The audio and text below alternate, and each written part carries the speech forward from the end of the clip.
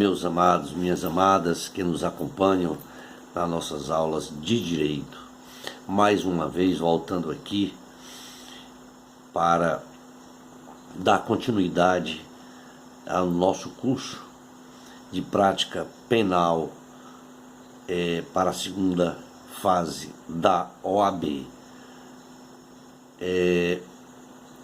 Em nossa primeira aula, nós falamos a respeito do inquérito policial. Em nossa segunda aula, nós iremos tratar da prisão e liberdade provisória. Tá?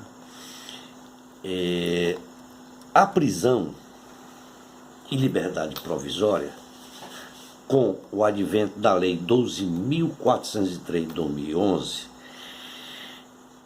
que modificou parte dos artigos que compreendem as medidas cautelares, a liberdade passou a ser a regra e a prisão passou a ser exceção no que diz respeito ao processo penal.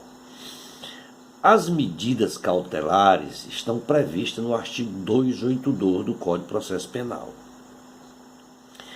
A prisão cautelar, ela só ocorre pela necessidade de investigação na prática de alguns delitos ou no curso da ação penal, naquelas hipóteses previstas na legislação processual penal, e que a mesma ocorra antes do trânsito em julgado da sentença condenatória. A referida medida, ela não visa punição do agente, mas ela serve para impedir que o mesmo venha a praticar outros delitos ou que venha influenciar no andamento do processo. No caso da prisão, a mesma ela só vem a se materializar quando ocorre a condenação e o processo penal ele tenha seu trânsito em julgado. A garantia de que ninguém será preso senão em flagrante delito ou por decisão fundamentada de autoridade judiciária. Essa medida, tá? Essa garantia, ela se encontra prevista no artigo 5º e seus incisos 61, 62, 63, 64, 65, 66 da Constituição Federal de 88. O Código de Processo Penal, no seu artigo 283, ele nos traz 3 espécies de prisão provisória. A prisão em flagrante, prevista no 301 ao 310, a prisão preventiva, prevista no 311 ao 316, e a temporária, que está prevista na Lei 7.960 de 89, sendo que apenas a prisão em flagrante não necessita de mandado. As outras duas, a preventiva e a temporária, certo? Sim, necessitam de mandado. E que, havendo a prisão, sem o devido mandado, a prisão é ilegal e deve ser relaxada.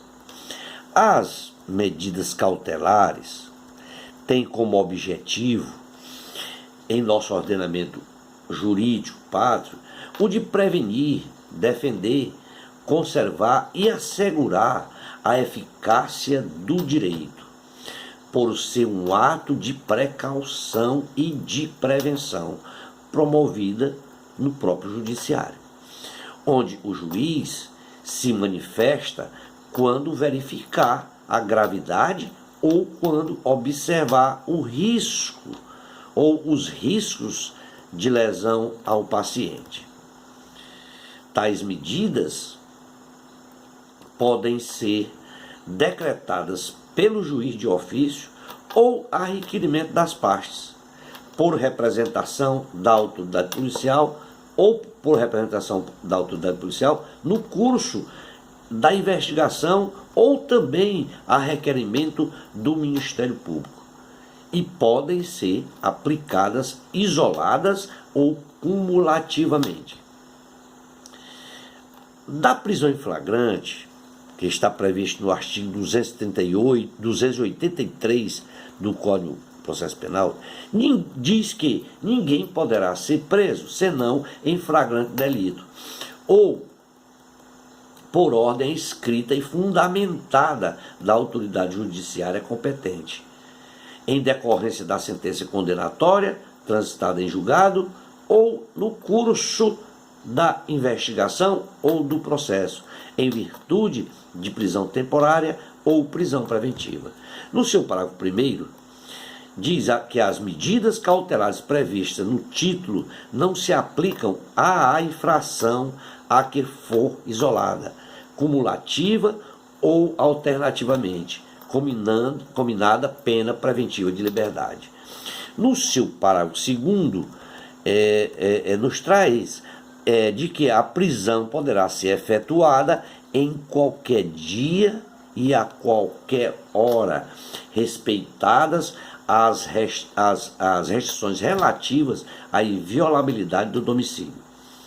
A prisão em flagrante só poderá ocorrer no caso de crime que está sendo cometido ou que acabou de ser cometido.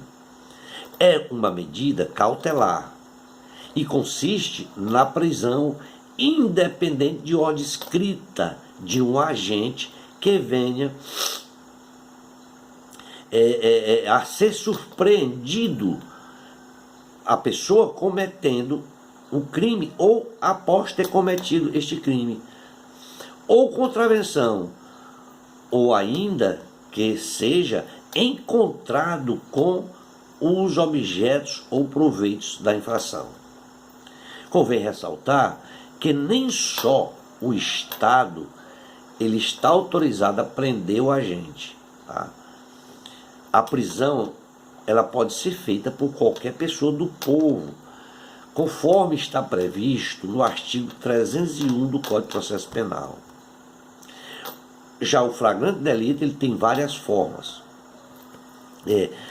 O flagrante ele pode ser próprio, que é aquele que consiste quando ele consiste quando o agente é surpreendido no momento da execução e ou após a execução, de acordo com o que está previsto no artigo 302, inciso 1 e 2 do Código de Processo Penal. Pode ser impróprio, que é no caso de o agente ser perseguido após cometer o crime e ou em situação que faça presumir se o autor da ação, se é o autor da ação, conforme também está previsto no artigo 302, inciso 3 do CPP, do Código de Processo Penal. Vale ressaltar que, cessada a perseguição, cessa também o flagrante. Como podemos observar na concepção de perseguição prevista no artigo 290, parágrafo 1º, A e B do Código de Processo Penal. Pode também ser presumida, que está previsto no artigo 302, inciso 4 do CPP, que é quando o agente é preso após o crime ele é preso após o crime com o instrumento, com os instrumentos, objetos, armas ou papéis que façam presumir-se que é ele o autor da infração. Existem também os flagrantes considerados ilegais e nulos. e que esses flagrantes, eles são passíveis de relaxamento. São eles: o flagrante provocado ou preparado, tá? Provocado ou preparado, que ocorre quando uma pessoa ou a polícia instiga ou induz alguém a praticar uma infração penal, com o intuito de prendê-la, o que torna o crime chamado de crime impossível. Haja vista que, em situação normal, o crime não teria ocorrido, né?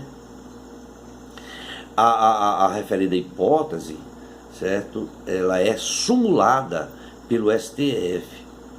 É a súmula 145, que traduz da seguinte forma: não há crime quando a preparação do flagrante pela polícia torna impossível a sua consumação. Também nós temos o flagrante forjado. É quando a autoridade policial, mediante uma situação onde não há provas suficientes para o flagrante, planta o flagrante. Ou seja, ela, mediante a invenção de provas forjadas, inventadas na prática do crime, ele coloca ali forjando, plantando aquelas provas para forjar o flagrante. Também nós temos o flagrante retardado ou deferido, que são aqueles em que a situação busca maior, quando a situação necessita buscar maiores informações ou provas contra as pessoas envolvidas, certo?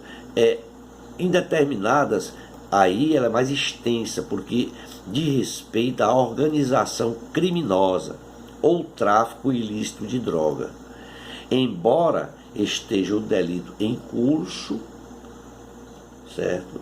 E aí a autoridade, ela retardando o momento da prisão em flagrante, e é neste momento que existe, que é nesses casos, que existe uma previsão legal para a sua permissão, certo? Porque se não obedecer essa previsão legal, esse flagrante, ele é indevido, tá?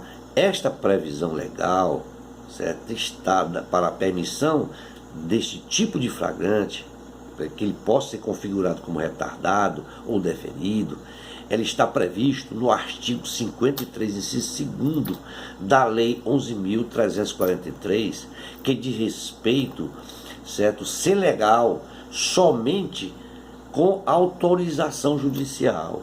E Lei 12.850, no seu artigo 8º, parágrafo 1º, em resumo, certo, que o flagrante, ele só pode ser retardado mediante autorização judicial e ouvido o Ministério Público. Não ocorrendo desta forma, de acordo com o que prevê as duas leis, esta prisão será relaxada pela ilegalidade. Do procedimento para a lavratura do auto de prisão em flagrante. Via de regra, a prisão em flagrante é um documento que a autoridade policial elabora, contendo aí as formalidades da prisão em flagrante, retratando os fatos que deram razão à referida prisão, além de reunir as elementares de convicção da infração e o motivo, o que motivou aquela prisão, sendo o acusado conduzido à presença da autoridade policial e, em sendo constatado a situação de flagrante e que o fato constitui crime, Daí então, esta autoridade determinará o auto de prisão, obedecendo todas as formalidades legais. Vou falar passo a passo. O primeiro passo da prisão, da legalidade da prisão, é que será da oitiva das testemunhas, de acordo com o que prevê o artigo 304 caput e seu parágrafo 1º do Código de Processo Penal. Essas testemunhas, no mínimo, serão de duas, haja vista o termo do artigo dizer das testemunhas, portanto não é uma só. E no caso de não haver testemunha, não vai impedir que seja lavrado o auto de prisão em flagrante. No entanto, o condutor, ele deverá assinar um termo, o termo em que pelo menos ele esteja na presença de duas pessoas que tenham testemunhado a apresentação do acusado à autoridade policial. Tudo isso está conforme prevê o artigo 304, parágrafo 2º do Código de Processo Penal. O terceiro passo será o interrogatório do preso, que deve obedecer às regras previstas nos artigos 185 a 196 do Código de Processo Penal, destacando-se que o preso ele deve ser advertido de seu direito de silêncio, do direito de assistência a um advogado e da família, conforme está previsto no parágrafo 5º, inciso 63 da Constituição Federal de 88. E que também o advogado indicado pelo preso, ele pode acompanhar a oitiva do condutor, das testemunhas e o interrogatório do preso. O quarto passo é a nota de culpa, que deve ser assinado tanto pelo acusado quanto pela autoridade policial, e nela constando o motivo da prisão, o nome do condutor e das testemunhas. Superada todas essas etapas, no prazo de 24 horas após a realização da prisão, a autoridade policial deverá encaminhar o auto de prisão ao juiz competente. Caso não obedecido todo esse trâmite, a prisão é considerada ilegal e passível de relaxamento por falta das formalidades essenciais ao processo, das garantias legais e constitucionais do preso.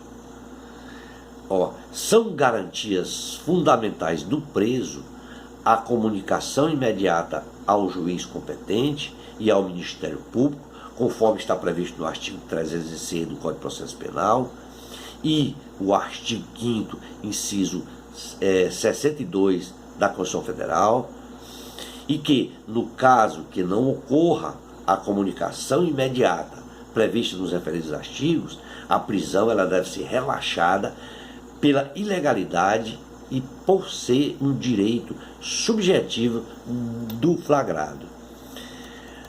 No que diz respeito à assistência do advogado, devemos falar que é nessa etapa aí que o autor, os autos de prisão em flagrante se encontra numa fase já judicial, tá? Aliás, desculpem, eu estou falando do advogado. No que diz respeito a sendo advogado, podemos afirmar que é um direito constitucional garantido, de garantia do preso, certo? Ter essa assistência, tanto do advogado como da família. Tá? Muito embora o preso se ele não informar o seu advogado, a autoridade policial ela deve encaminhar cópia do auto de prisão em flagrante no prazo de 24 horas à Defensoria Pública, de acordo com o que está previsto no artigo 306, parágrafo 1º do Código de Processo Penal. A fase judicial ou das providências judiciais é nessa etapa, tá, que o autor de prisão em flagrante se encontra numa fase já propriamente dita judicial, ou seja, o juiz recebe os autos e adota as providências cabíveis previstas no artigo 310 do Código de Processo Penal, que indica que ele deve relaxar o flagrante, converter a prisão em flagrante em preventiva ou conceder a liberdade provisória com ou sem fiança. É nessa etapa que o magistrado ele vai observar os aspectos formal e a legalidade do auto de prisão, a situação do flagrante, conforme prevê o artigo 302 do Código de Processo Penal. E na hipótese de haver alguma ilegalidade observada pelo magistrado, seja formal ou material, o juiz vai relaxar a prisão. Já no caso de estar o processo dentro das formalidades legais, o juiz homologa a prisão em flagrante ou converte o flagrante em preventiva, ou então concede liberdade provisória com ou sem fiança, ou impõe as medidas cautelares. É importante esclarecer que a prisão somente deve ser convertida de flagrante para preventiva se estiverem presentes os requisitos do 312 do CPP e se não houver outras medidas diversas da prisão, como bem está prevendo o artigo 303 do Código de Processo Penal.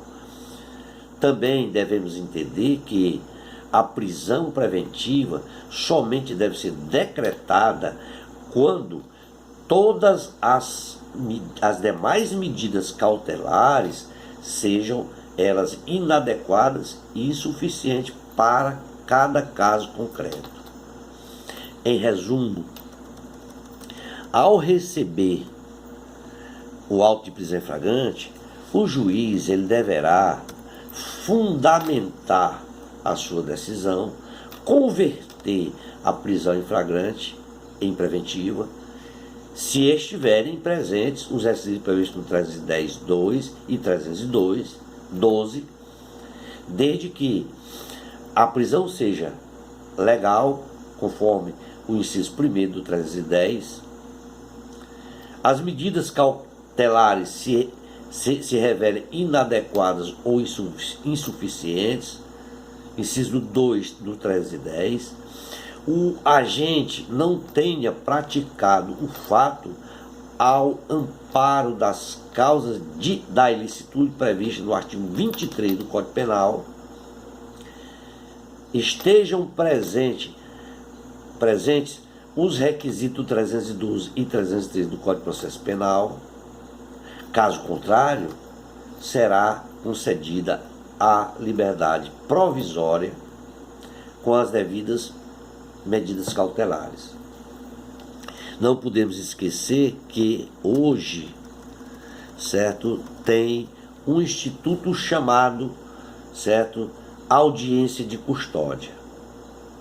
Portanto, no ano de 2015, o Conselho Nacional de Justiça lançou o projeto de audiência de custódia, que consiste na garantia rápida de apresentação do preso ao juiz, no caso de prisão em flagrante, e que, após a formalização e formalizado o auto de prisão em flagrante, o preso é conduzido pela autoridade policial pessoalmente ao fórum para a audiência de custódia, na qual o juiz, o promotor, o defensor público ou o advogado do preso apresentarão seus argumentos e irão requerer uma das opções previstas no 310 do Código de Processo Penal.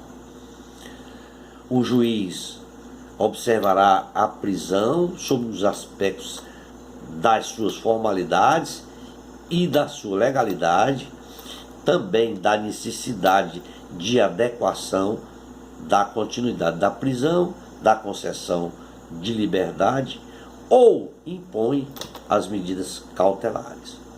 Vamos ficar por aqui na nossa quinta aula, aliás, terceira aula, essa é a nossa segunda. Na nossa terceira aula, nós iremos tratar do relaxamento da prisão. Obrigado a todos e espero ter contribuído para um bom estudo. Tá? Obrigado e até a nossa terceira aula.